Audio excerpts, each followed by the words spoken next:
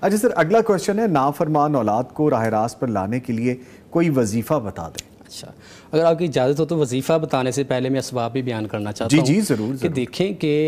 آخر جو اولاد ہے وہ نافرمان ہوئی ہے، کوئی اسباب بھی تو ہو سکتے ہیں۔ کیوں ہوئی ہے وہ نافرمان؟ ہاں کیوں، دیکھیں نا، ایک تو ہے کہ اسباب ہوتے ہیں کسی چیز کے، اگر اسباب نظر نہیں آ رہے لیکن پھر بھی کوئی معاملہ پیش آ رہا ہے تو وہ تو ہے روحانی مسائل، جادو کا ہو سکتا ہے، جنات کی وجہ سے، نظر بد کی وجہ سے، لیکن ہم کچھ اسباب بیان کریں گے۔ اگر تو اسباب ہیں تو انہیں ہم جو اسباب ہیں انہیں دور کرنا چاہیے۔ جو وجوہات ہیں جس وجہ سے بچے نافرمان ہو رہے ہیں ان وجوہات کا ہمیں ازالہ کرنا چاہیے، وہ جو وجوہات ہیں انہیں ختم کرنا چاہیے۔ تو اس میں سب سے پہلی جو وجہ میں سمجھتا ہوں کہ بچوں کی نافرمانی کی سبب جو بنتا ہے وہ یہ ہے کہ بچوں نے نافرمانیت کو دیکھا ہے اپنے گھر میں، کہ ان کے والدین اپنے والدین کے ساتھ نافرمان تھے، کہا نہیں مانتے تھے، یا ابھی بھی ان کے والدین زندہ ہیں، ان کے والدین کے یعنی کہ بچوں کے جو دادا دادی ہیں زندہ ہیں، اور یہ ان کے ساتھ ان کا اچھا برتاؤ اس کے والدین کا نہیں ہے بچے کا، تو وہ دیکھ رہا ہے بچہ، ظاہری بات بچہ وہی کرے گا جو وہ دیکھے گا۔ والدین خود اپنے والدین کے ساتھ ان کا رویہ اچھا نہیں ہے، نافرمان ہے،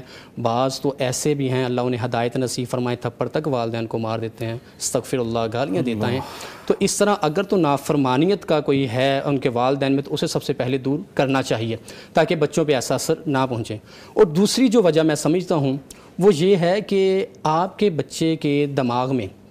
کوئی چیز چل رہی ہے، وہ سٹریس کا شکار ہے، ڈپریشن کا شکار ہے، یا وہ آپ سے کچھ کہنا چاہتا ہے اور والدین کے پاس بچے کی بات سننے کا ٹائم تک نہیں ہے، وہ کسی جنگ کے ساتھ لڑ رہا ہے اپنے آپ میں، وہ آپ کو سنانا چاہتا ہے، آپ سن نہیں پا رہے ہیں، اور جب بچوں کی بات یا کسی کی بات آپ نہیں سنیں گے وہ آخر کیا کرے گا؟ وہ چلا اٹھے گا،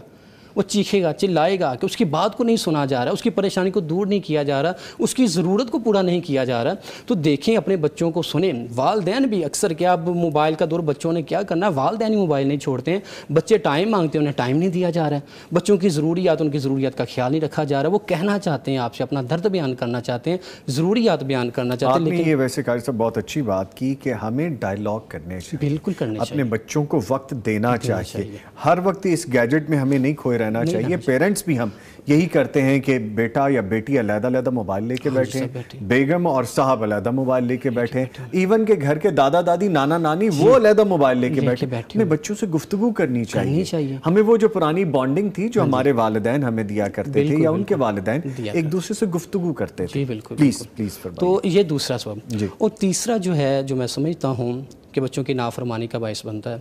کہ جو بچوں کے والدین ہیں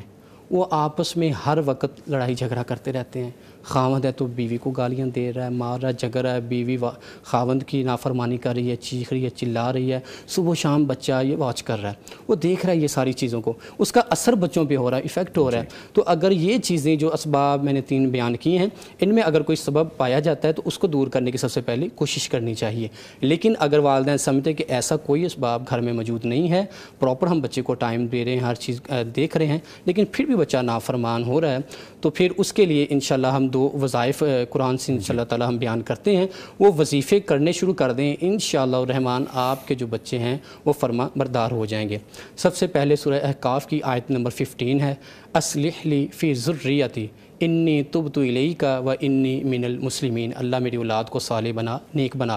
اور دوسری طرف سورہ الفرقان ہے، اس کی آیت نمبر 74 ہے، ربنا حب لنا من ازواجنا و ذریاتنا قرۃ اعین وجعلنا للمتقین اماما، اللہ میری بیویوں کو، میری اولاد کو میرے لیے آنکھوں کی ٹھنڈک بنا۔ یہ جو 2 آیات بیان کی ہیں یہ وظیفے کے طور پر والدین پڑھنا شروع کر دیں، انشاءاللہ العزیز جو بچے ہیں جو نافرمان ہیں وہ فرما بردار ہو جائیں گے انشاءاللہ العزیز۔ انشاءاللہ تعالی۔